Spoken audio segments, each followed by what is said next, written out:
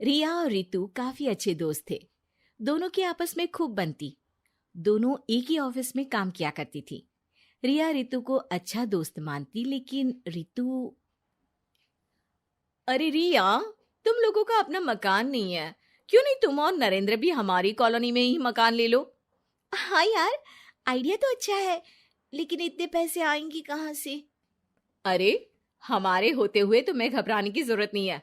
रुको, मैं अपने दूर के एक भाई से बात करती हूँ। उसका यही काम है, लोगों को घर दिलाना। थोड़ा सा कमीशन लेता है, लेकिन मार्केट के रेट से कम दामों में घर भी दिला देता है। अरे वाह, तुम अपने भाई से बात करो, मैं नरेंद्र से बात करती हूँ।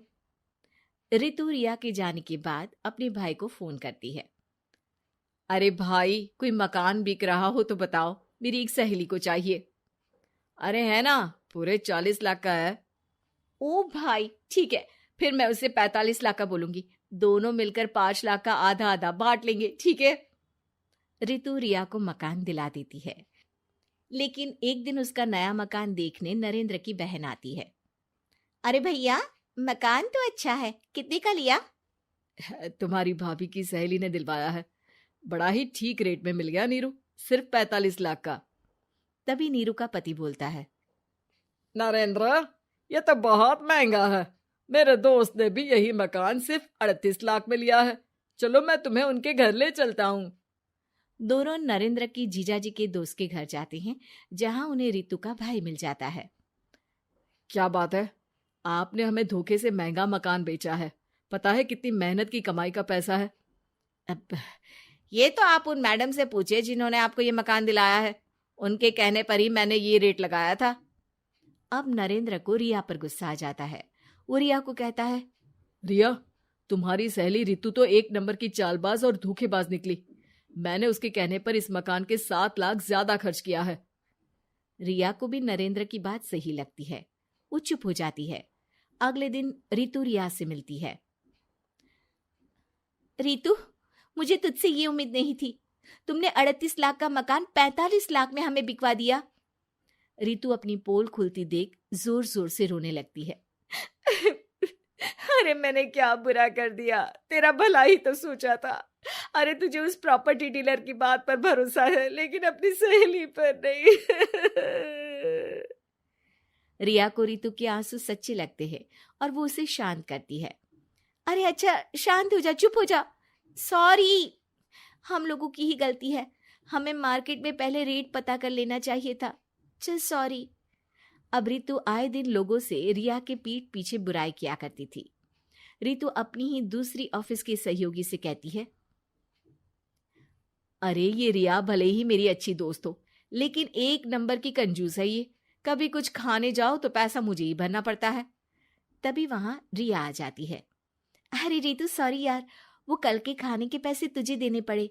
चेक कर ले, अब मैंने तुझे पेटीएम कर दिया है। अच्छा चल, मैं जा रही हूँ। रिजाइन जो दे रही हूँ, बाद में बात करते हैं। रिजाइन? क्यों? तूने अपनी बेस्ट फ्रेंड यानी मुझे भी नहीं बताया, क्यों? अरे नहीं यार, ऑल सडन प्लान बना। दरअसल ये नया घर का ईएमआई निकालनी काफी मुश्किल हो रही है, तो सोचा घर पर ही कोई बिजनेस कर लूं। अब इतनी थोड़ी सी कमाई में हो नहीं पा रहा है ना। अच्छा अच्छा, क्या बिजनेस करेगी?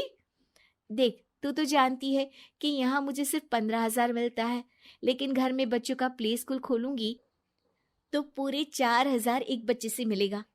10 भी आ गए बच्चे तो पूरे 40,000 की कमाई, वो भी घर पर रहकर। है ना अच्छा आइडिया? रितु को रिया की बात से जलन होती है। वो कहती है, अरे फिर 10 क्या 50 बच्चे का ही सोचना। अरे कहाँ यार, घर में इतनी जगह कहाँ। सुन ना, एक काम करते हैं, हम मिलजुल कर किराए का मकान लेकर उसे सजाते हैं। फिर ज्यादा कमरे होंगे तो ज्यादा बच्चे आ सकेंगे ना। हाँ, लेकिन मैं एक बार नरेंद्र से पूछ लेती हूँ। रिया नरेंद्र को सारी बात बताती है। देख लो रिया, मुझे तुम्हारी इस सहेली में जरा सा भी विश्वास नहीं है। अरे नहीं नहीं, वो ऐसी नहीं है। मिलकर काम करेंगे, जो पैसे आएंगे आधे आधे बांट लेंगे।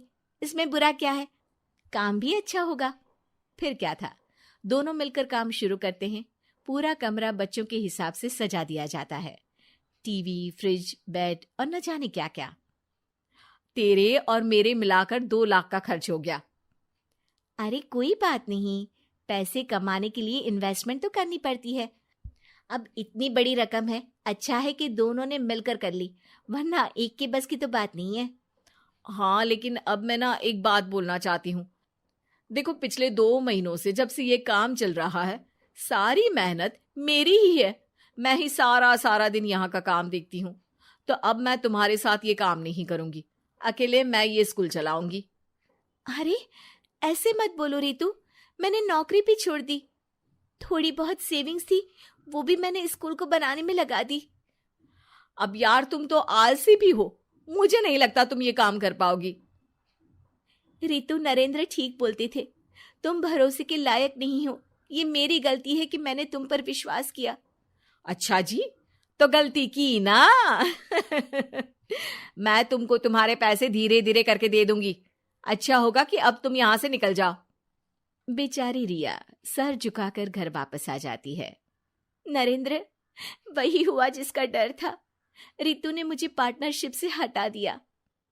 मैं ये बात जानता था रिया, लेकिन मैंने तुम्हें इसलिए फोर्स नहीं किया क्योंकि जब तक तुम खुद धोखा नहीं खाती, तुम्हें अकल नहीं आती।